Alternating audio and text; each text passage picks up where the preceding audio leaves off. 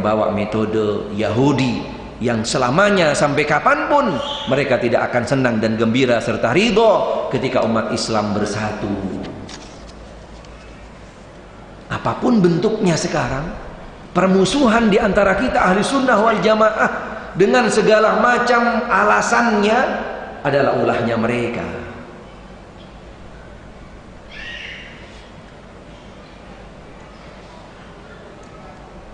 Mereka adalah orang-orang yang memusuhi para sahabat, memusuhi istri-istri Rasul, bahkan mengkafirkan mereka semua. Ketika mereka sudah masuk di dalam metode dan cara orang-orang Yahudi, orang-orang Yahudi sejak zaman dulu Bani Israel, dari zamannya Nabi Musa sampai Nabi Isa, mereka punya sifat karakter yang sama dengan yang ada sekarang yang mereka lakukan, yaitu yang pertama, suka buat onar, permusuhan di antara di masyarakat, dan yang ketiga, mereka juga suka membunuh. Gak tanggung-tanggung, tunggu aja tanggal mainnya. Awalnya dimusuhkan di antara kita, dijauhkan biar berantem bermusuhan, pada akhirnya nanti akan membunuh satu sama lain di antara kita. Bayangkan, orang Yahudi itu dari dulu yang namanya membunuh manusia udah biasa. Udah biasa. Jangankan membunuh manusia, biasa. Nabi saja di zamannya Nabi Isa alaihissalam dan juga yang sebelumnya pernah terjadi di dalam satu hari para nabi dibunuh 300 orang. Itu Yahudi yang membunuhnya, termasuk Nabi Isa alaihissalam. Yang akan membunuh beliau adalah orang-orang Yahudi. Jadi nggak perlu heran kalau kita bisa mengetahui, mempelajari, memahami tentang bagaimana akidah, ajaran mereka yang sudah benar-benar adalah produk Yahudi. Udah nggak perlu ragu lagi. Bagaimana sekarang kita tinggal waspada dan hati-hati.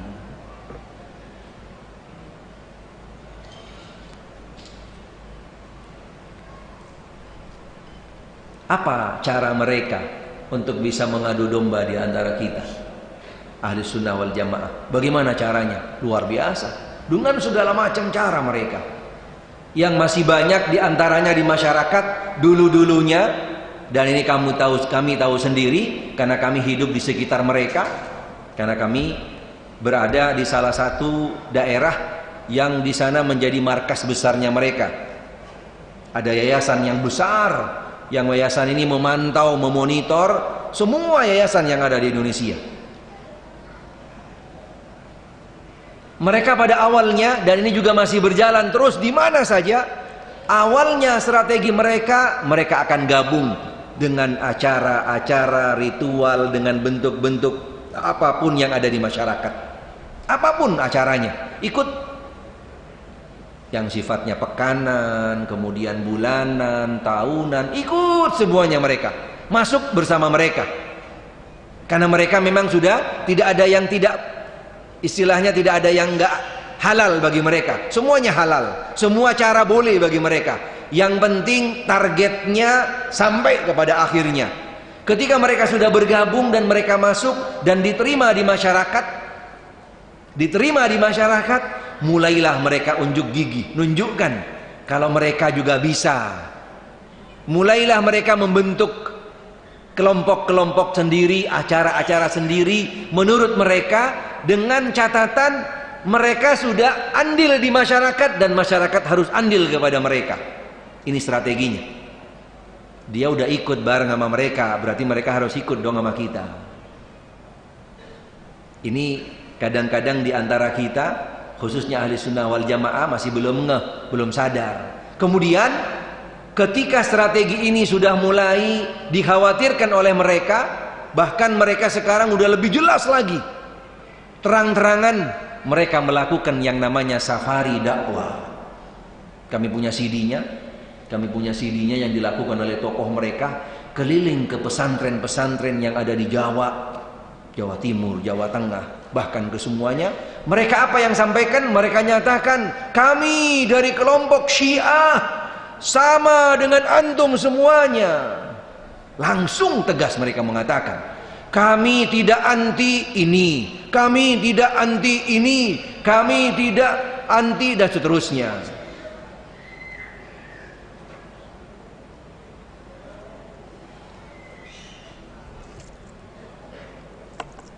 Sudah bisa. Hah? Katanya untuk setengah satu jam 11.30 baru nanti 11 baru yang jawab gitu. 11 baru yang jawab ya. cuman sedikit 11 Memang 18 biar nggak banyak lebih. biar nggak banyak ya. Kalau ini nanti banyak yang pulang di kemarin itu Yang mana? kelamaan bertanya. Makanya biar nggak lama pertanyaan kan. Enggak, maksud saya sedikit waktunya. Oh begitu. Iya. Oke. Baik. Ini inti sebenarnya, dan ini poin, dan ini yang bisa menjadi salah satu bekal kita bisa bawa pulang untuk kita bisa hati-hati daripada strategi cara-cara mereka. Dengan safari dakwah yang mereka lakukan, mereka tunjukkan bahwasanya, mohon maaf kalau mungkin kami sebutkan poin-poinnya biar lebih jelas gitu kan.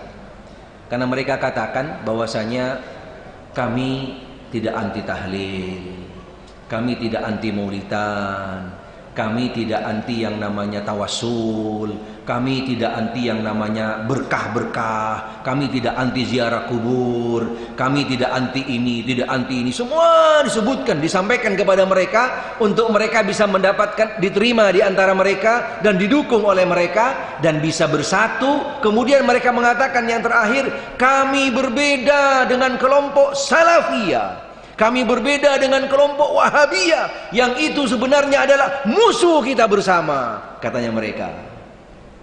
Ini yang mereka katakan. Padahal sebenarnya faktanya, realitanya sebaliknya. Wahai saudara-saudaraku ahli sunnah, mereka-mereka adalah musuh kita bersama. Karena kita ahli sunnah, tidak ada satupun dari kita yang namanya mengingkari berkah. Ada di dalam ahli sunnah wal jamaah, tapi berkah yang benar. Tawassul kita pun juga punya, tapi tawassul yang benar. Ziarah kubur kita juga mengajarkan ziarah kubur. Kita tidak anti ziarah kubur, tapi ziarah kubur yang benar.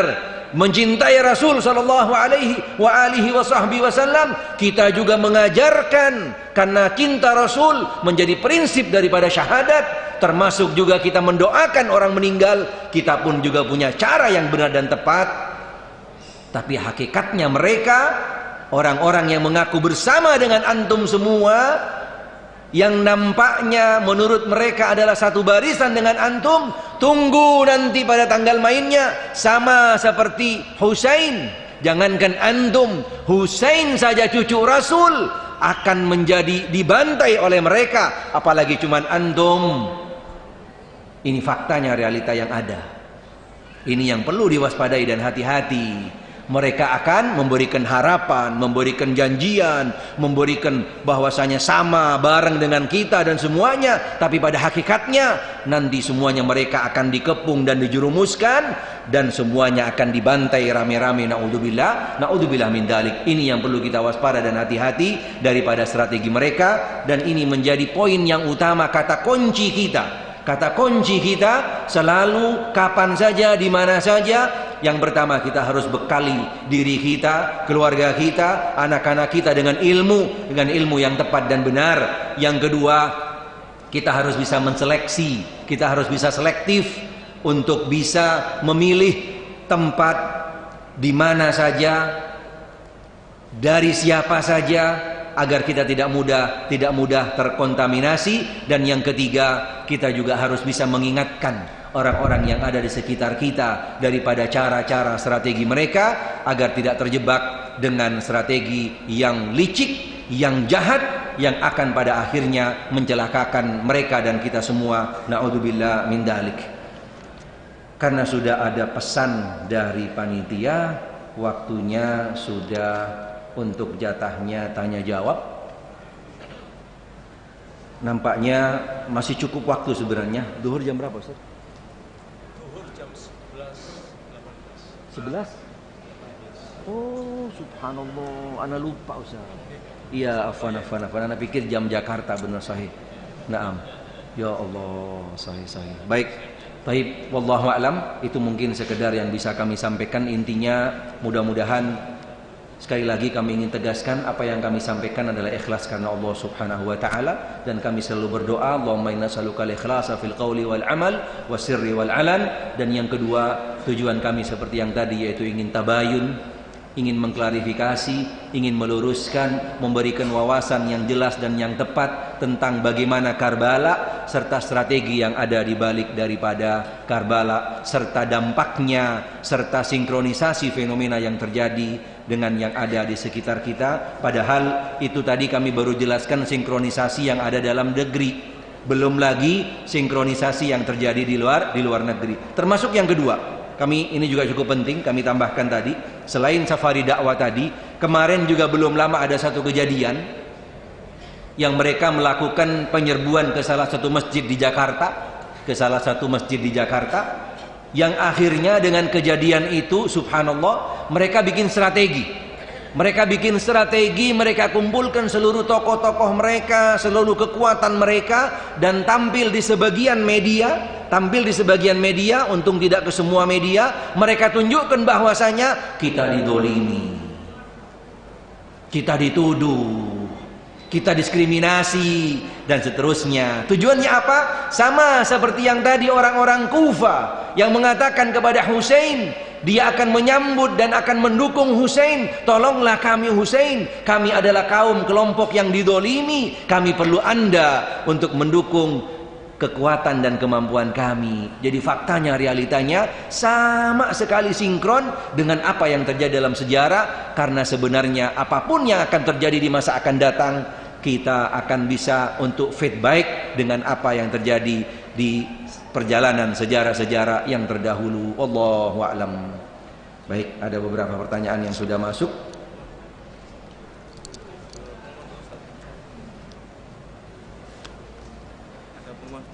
Betul, silakan. Para hadirin, para jamaah sekalian, sebentar lagi kita akan sampai pada sesi pertanyaan. Sebelum sesi pertanyaan, ada informasi dari Yayasan Masjid Mujahidin. Info dari Yayasan Masjid Mujahidin yaitu mengundang Bapak dan Ibu para hadirin pada pengajian Keluarga Sakinah dengan tema mengatasi problem keluarga sakinah. Sebagai pembicara adalah Ustadz Tri Asmolo dari Solo. Dilaksanakan pada hari Ahad tanggal 14 Juni 2015 pukul 6.30 sampai dengan selesai. Kemudian kepada para hadirin, Bapak Ibu yang menginginkan rekaman kajian ini, Bapak dan Ibu bisa mendownload rekaman video pengajian yang diselenggarakan oleh Masjid Mujahidin, yaitu di saluran Kunjungi Masjid Mujahidin TV di YouTube, klik langganan. Jadi Anda bisa menyaksikan melalui internet di YouTube Masjid Mujahidin TV, klik langganan. Kemudian pengumuman yang kedua, yaitu daftar penerima door prize pada hari ini, pada pengajian kali ini, yaitu yang pertama Jaya, Saudara Jaya, Jalan Jagiran 2 nomor 4. Kemudian Budi Lausono di calon 7 nomor 23. Kemudian Lukman Hakim di Gunung Anyar Jaya 1 nomor 9. Yusuf Kurniawan Perum GPA Manyar Gresik. Indrayani Praban Kulon. Lia Wahyu Rumput Harapan F nomor 10. Kemudian Farah dari Bangkalan Madura.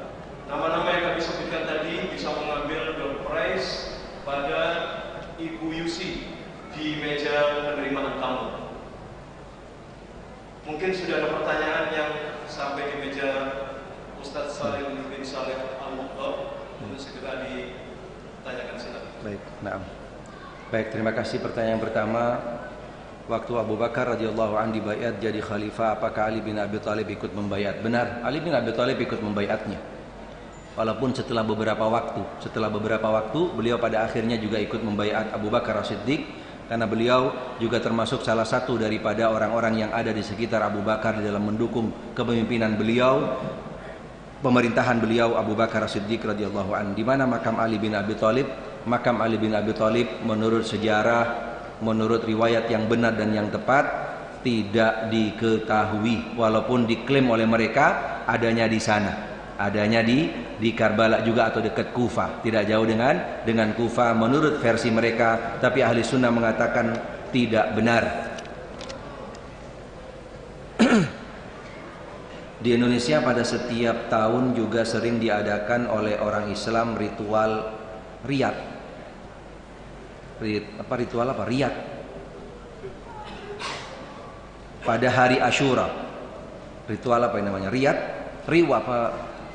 Ruwat atau apa?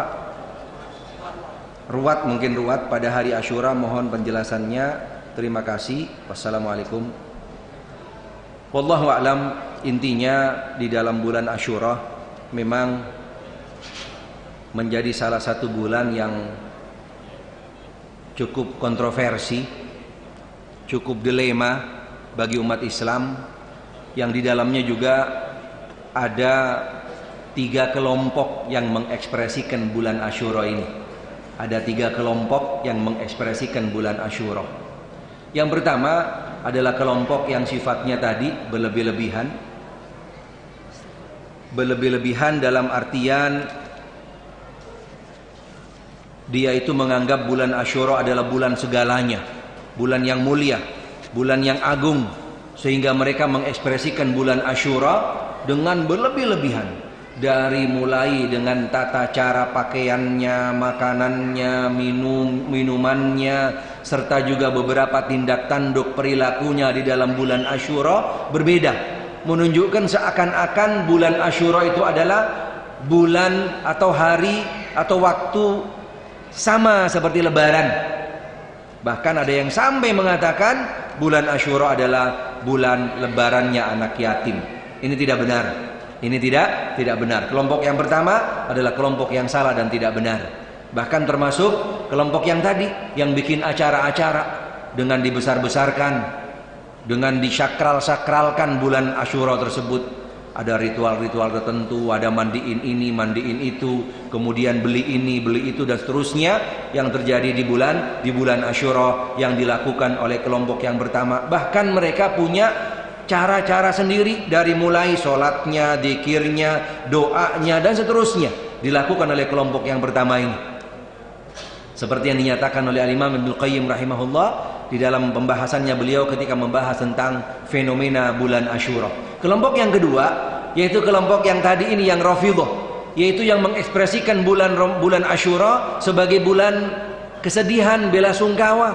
Diekspresikannya dengan cara-cara yang tadi, yaitu dengan cara ma'tam, yaitu dengan bersedih, berduka, dengan juga mengekspresikan yang kesedihan sampai melampaui batas. Dan yang ketiga yaitu Ahlus Sunnah wal Jamaah, yang mengekspresikan bulan Asyura atau bulan Muharram atau hari Asyura, yaitu dengan tata cara tuntunan yang ada dalam agama Islam, yang semuanya tidak hampir berbeda dengan bulan-bulan yang lain. Tidak berbeda, hanya ada dalam bulan Asyura, dalam bulan Muharram, khususnya pada Asyura sendiri, yaitu pada tanggal 10, dengan puasa sunnah yang dianjurkan oleh Rasul sallallahu alaihi wa alihi wa sahbihi wasallam. Wallahu a'lam. Pertanyaan berikutnya, saya tanya apa?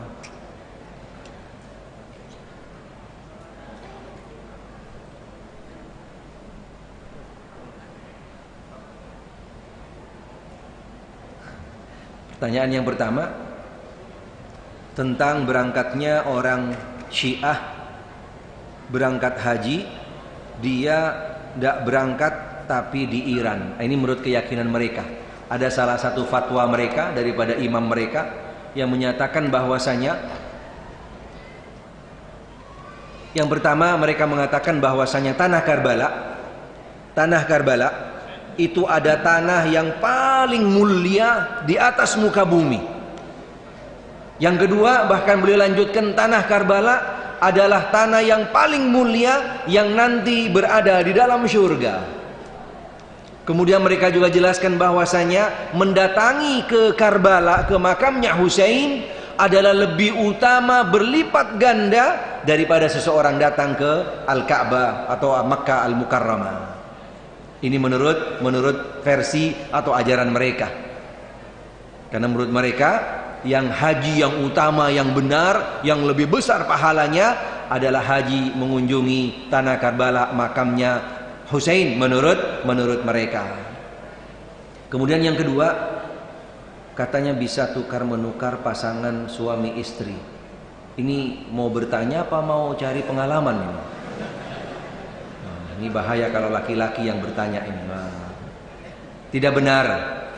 Di dalam ajaran Islam tentunya tidak ada. Walaupun di dalam ajaran mereka sebenarnya bukan tukar menukar istri.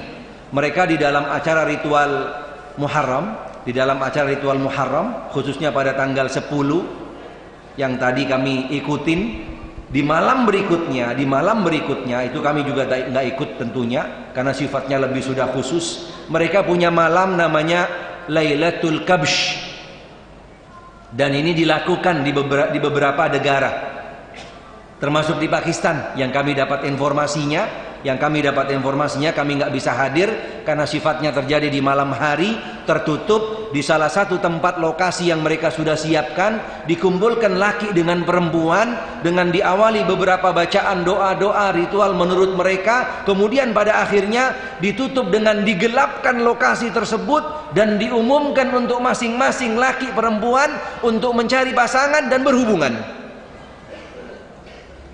Ketika terjadi keturunan dengan perhubungan pada malam hari itu adalah anak yang suci. Kadang anak masuk kepada orang tuanya, anak masuk kepada adiknya atau kakaknya, halal pada malam hari itu. Dan itu di dalam ajaran mereka yang dinamakan dengan Lailat Al-Kabsh menurut ajaran mereka. Naudzubillah min dzalik. Pertanyaan yang terakhir, wallahu a'lam. Ada lagi? Oh, fadal lagi, silakan. Kepada para jamaah, diumumkan pengajian rutin pada tanggal 30 Agustus nanti dengan tema dakwah Islam di bumi Papua yang akan dibawakan oleh Ustaz Fadlan Ramadan dari Papua pada pukul 8.30 di Masjid Mujahidin seperti biasa. Ada pameo Ustaz di masyarakat kita. Pameonya adalah kalau berkumpul 10 habaib dulu bisa dipastikan ada 2 Syiah. Tapi kalau sekarang katanya pameonya terbalik. Kalau berkumpul 10 habaib, Syiahnya sudah 8, sulit tinggal 2. Bagaimana komentar Ustaz? Baik. Yang kedua, ada pertanyaan titipan. Bagaimana pendapat Ustaz tentang seorang tokoh yang mengatakan bahwa sebagian Syiah itu tidak kafir karena lebih dekat dengan Ahlussunnah wal Jamaah? Terima kasih. Baik, jazakallah khair. Wallahu a'lam. Setahu kami, dan ini juga sekaligus buat klarifikasi, jadi biar bagaimana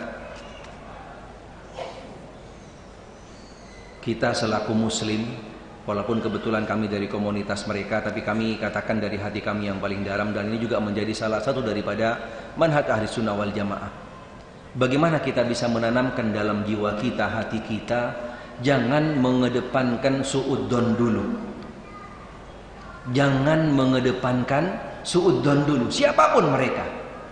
Siapapun mereka. Karena ini juga menjadi salah satu, mohon maaf, virus di antara kita, gitu kan? Jangankan dari komunitas habaib, kita saja yang sunnah, yang salaf, dikit aja ketemu sama orang yang tidak sejalan dengan kita, habis besoknya ditahdir. Ini fakta, realita yang terjadi. Ketemu gitu kan, misalnya, ya Allah, atau mungkin satu angkutan, satu kendaraan, langsung ditahdir, hati-hati si fulan, ternyata dia ngikut grup ini. Subhanallah. Ini virus di antara kita yang luar biasa. yang memecah belah di antara kita. Cukup mereka orang-orang Rafidhah yang akan menghancurkan persatuan kesatuan kita. Jangan dari kita sendiri ahli sunnah wal jamaah, dari salafus saleh sendiri, dari salaf sendiri yang akan menghancurkan diri kita sendiri. Perlu dijaga hati-hati. Jangan sekali-kali mengedepankan su'uddon. Karena dengan husnudzon kita nggak akan rugi. Dengan husnudzon kita tidak akan rugi. Di dalam komunitas habaib sendiri, wallahu a'lam, yang kami ketahui sampai hari ini masih mayoritas lebih besar mereka adalah kelompoknya Habib Zain Al-Kaf. Lebih besar mayoritas adalah orang-orang yang anti Syiah. Orang-orang yang anti Syiah. Walaupun mereka karena secara emosional, secara kekeluargaan, dan juga yang paling mendasar, sebagian kecil dari mereka yang punya bekal untuk bisa meluruskan, mengatakan tentang kesesatan dan kesalahan daripada Syiah. Secara umum mereka tidak suka, tidak simpati, tidak sejalan dengan apa yang dilakukan oleh para kelompok habaib yang lainnya yang sifatnya adalah Syiah. Tidak. Walaupun sudah mulai banyak daripada beberapa habaib yang sudah menjelaskan dan juga bahkan menentang, bahkan ada yang sampai mengancam, ada yang sampai mengancam kepada mereka gitu. Tapi itu pun mungkin tidak tepat, tidak benar. Tapi yang paling tepat dan paling benar, bagaimana kita meluruskan, bagaimana kita untuk mengetuk hati-hati mereka agar bisa mendapatkan hidayat. Yang terakhir kita doakan mereka, mudah-mudahan diberikan jalan petunjuk kepada jalan hidayah manhaj Rasul sallallahu alaihi wa alihi wasallam. Untuk secara real, secara statistik, persentasi tadi yang disampaikan oleh Ustadz, wallahu alam kami tidak bisa memastikannya, walaupun insya Allah sebenarnya di antara mereka pun juga sudah ada beberapa kriteria-kriteria tersendiri yang mereka juga sudah mulai jaga-jaga. Di antara mereka ketika mau menikahkan, mereka tanya dulu, takut sampai terjebak masuk kepada kelompok yang habaib yang Syiah. Berarti tidak semuanya, banyak yang seperti itu juga, gitu kan? Jadi kita harus objektif gitu. Tidak semuanya, dan di antara mereka sendiri juga sudah punya ancang-ancang untuk tidak sampai terjebak masuk, apalagi sampai menikahkan anak-anak mereka kepada orang-orang Syiah. Nggak ada. Sampai ada yang pisah, ada yang sampai yang dipisah, walaupun baru pernikahannya ternyata ketahuan itu Syiah, dipisah oleh orang tuanya. Ada terjadi seperti itu juga gitu. Jadi untuk bisa mengklarifikasi dan juga mensucikan hati kita, membersihkan hati kita. Apa untungnya kita suudzon ternyata salah, mendingan husnudzon walaupun salah, tanggung jawab dia, kita tidak mendapatkan konsekuensi apa-apa. Itu yang lebih tepat dan lebih benar, karena akan bisa lebih menjaga persatuan kesatuan di antara kita. Wallahu a'lam. Yang kedua apa tadi? Oh iya, baik. Pendapat yang kedua, yang ini juga sebenarnya cukup dilema, dan ini kami juga sering sampaikan juga di beberapa majelis. Kita ahli sunnah wal jamaah pada asalnya, dan juga menjadi pokok prinsip daripada ahli sunnah wal jamaah, tidak punya yang namanya manhaj, metode. Jangankan mengkafirkan, membid'ahkan seseorang aja itu bukan ajaran ahli sunnah.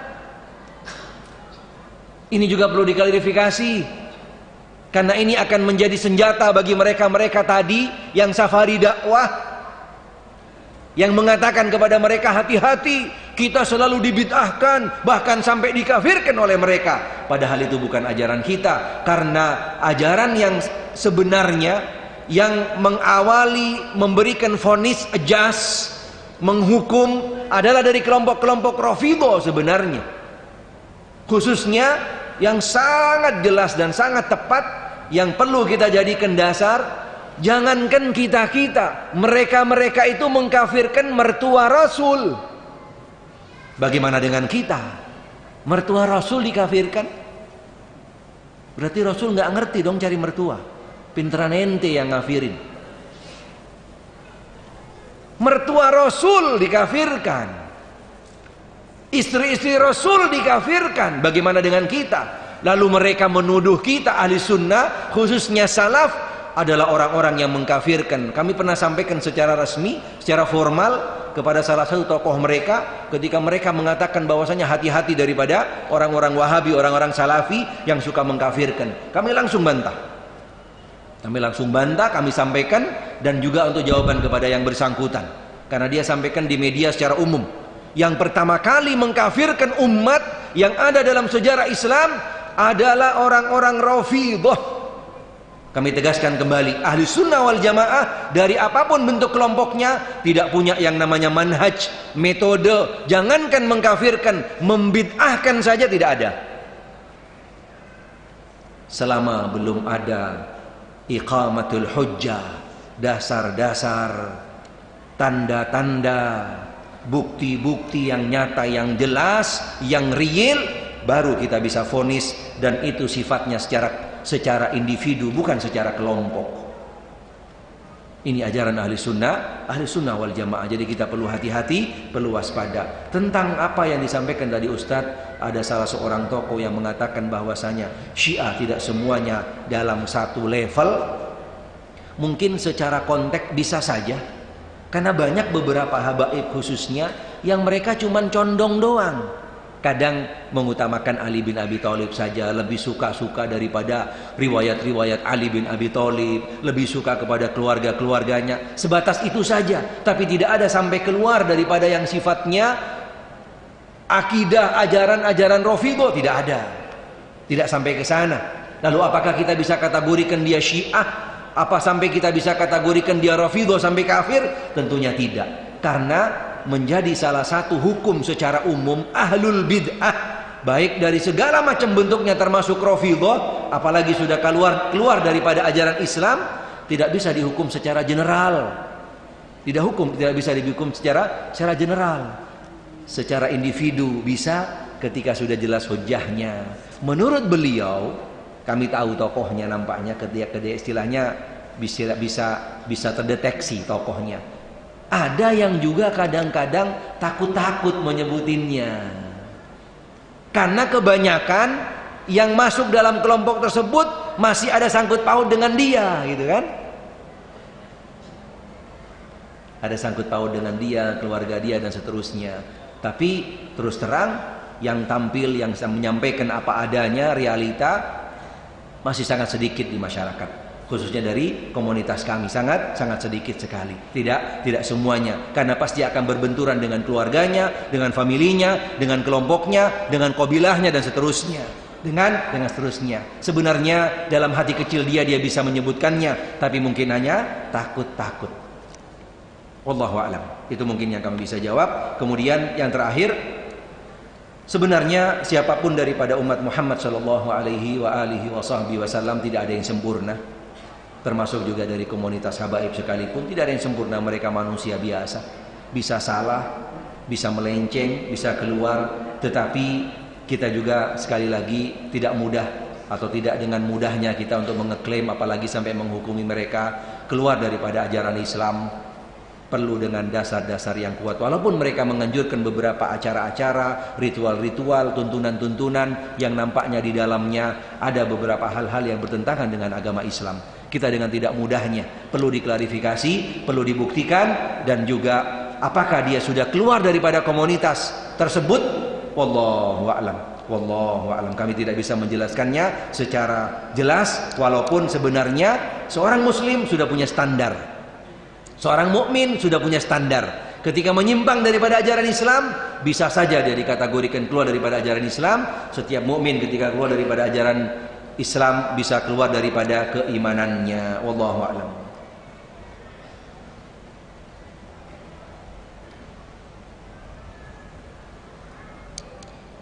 Mohon maaf, pertanyaan yang terakhir kayaknya nggak mungkin waktunya, karena sudah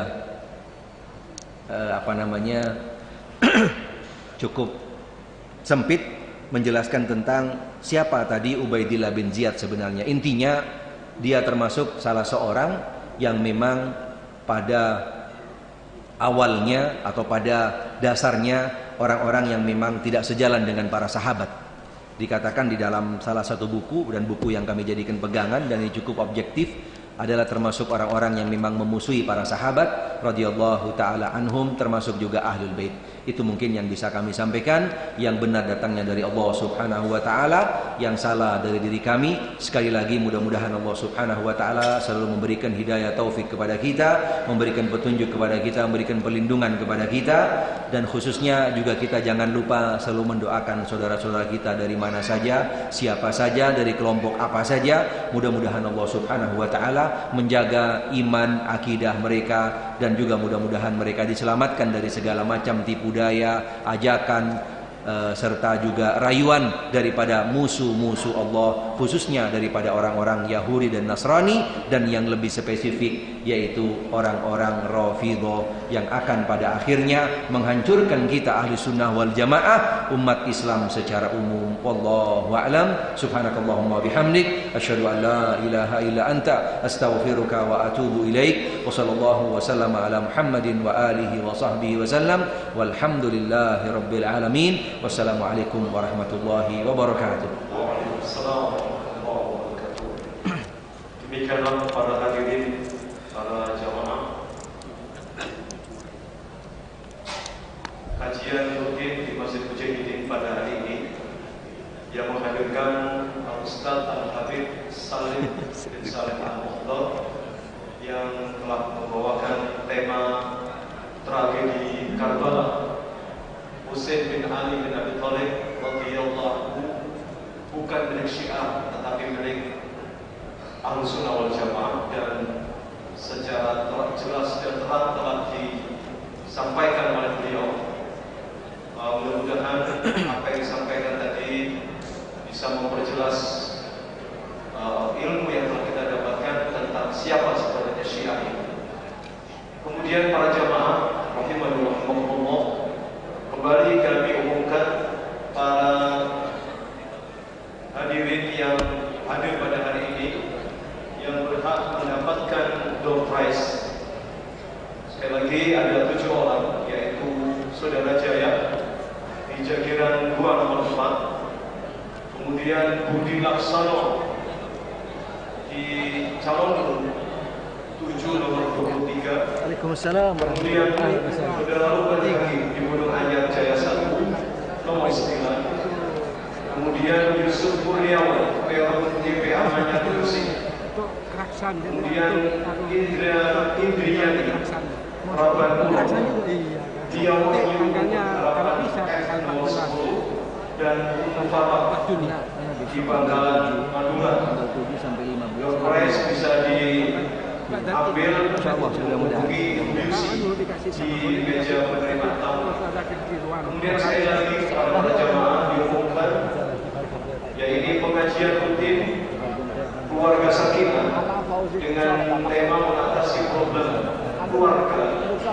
Sebagai pembicara adalah Ustaz Tri Asmoro dari Solo. Pada hari Ahad tanggal 14 Juli 2015 Kita tulis nomor Anda. 30. Enggak, anu dikasih handphone. Kemudian kajian yang kedua Nomor. Iya, anu takut udah cocok. adalah Iya. pengajian rutin pada hari Ahad tanggal 30 Agustus 2015 pukul 8.30 dengan tema dakwah Islam di bumi Papua, dengan menghadirkan Ustaz Fadlan Karamatan dari Papua. Kemudian para jamaah sekalian, bagi Anda yang ingin mendownload pengajian atau rekaman pengajian pada hari ini, Anda bisa mengunjungi Masjid Mujahidin TV di YouTube dan klik langganan. Demikian yang bisa kami sampaikan. Terima kasih dan ucapkan jazakumullah khairan jazak. Mudah-mudahan Allah Subhanahu wa taala meringankan langkah kita menuju tempat ilmu yang telah ada di masjid ini. Dan semoga Allah Subhanahu wa taala memberikan kekuatan kepada kita bisa mengamalkan ilmu yang kita dapatkan. Dari kami atas nama panitia, mohon maaf yang sebesar-besarnya apabila ada kekurangan dan kesalahan baik sengaja maupun tidak sengaja. Sekali lagi jazakumullah khairan jazak kepada para hadirin dan khusus kepada pembicara Ustaz Ahmad Alham di Jakarta. Terima kasih. Condet, yang punya kantornya Condet. Itu saya hubungan sama Waladi Rusdi. Kalau Ahmad Alham itu kan mau melenceng ke sana. Bukan melenceng lagi. Itu mau Itu orang ditarik. Padang kan? Palembang kan? Palembang betul. Oh, itu imamnya ya, akhi. Khabir ada rajul.